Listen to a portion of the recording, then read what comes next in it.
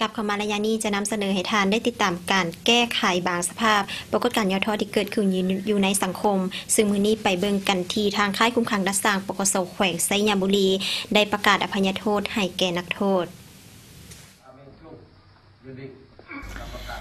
วันที่13เดือนมังกรปี2015ผ่านมานี้ค่ายคุ้มครองดักสร้างกองบัญชาการปกสแขวงไซยบุรีได้จัดพิธีอภัยโทษผ่อนโทษอยู่ที่สโมสรศูนย์บำบัดผู้ติดยาเสพติดแขวงโดยการเป็นเกียรติเข้าร่วมของท่านอเมทรงยะเล่งกรรมการพรรคแขวงหัวหน้าองค์การอัยการประชาชนแขวงมีภาคส่วนที่เกี่ยวข้องบรรดาพนักงานเจ้าหน้าที่ตลอดฮอดพ่อแม่และญาติพี่น้องของนักโทษพร้อมด้วยนักโทษที่ได้รับการอภัยโทษเข้าร่วมท่านสมศักดิ์แสงประสมหัวหน้าคณะติดตามกฎการปฏิบัติกฎหมายอยู่ค่ายคุ้มครองดักสร้างแขวงได้ขึ้นพันรัฐดำรัสของประธานประเทศแห่งสาขาและนรัฐประชาธิปไตยประชาชนลาวเลขที่212/ปปทลงวันที่8เดือนธันวาคมปี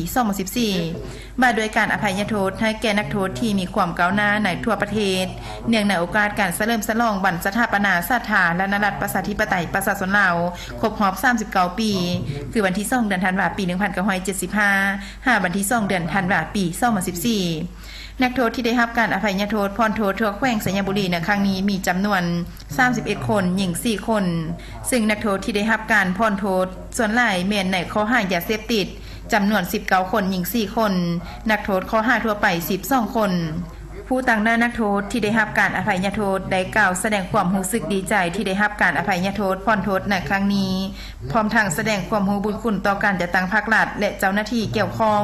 ที่ได้เบิ่งแยงดูแลฝึกฝนหล่อหลอมตนเองเฮ็ดให้ตนเองมีความรับรู้เข้าใจต่อการกระทำผิดที่ผ่านมาเมื่อตนเองพ้นจากการปฏิบัติโทษออกไปจะเป็นพลเมืองดีดำรงชีวิตที่ปลอดภัยข้าวสะอาดถูกต้องตามระเบียบกฎหมายของบ้านเมืองโอกาสนี้ท่านอเมทรงยะเล่งยังได้ให้เกียรติขึ้นอบรมต่อผู้ที่ได้รับการอภัยโทษผ่อนโทษพร้อมทั้งมอบใบยังยืนให้แก่นักโทษผู้ที่มีความก้าวหน้าตื่นอีก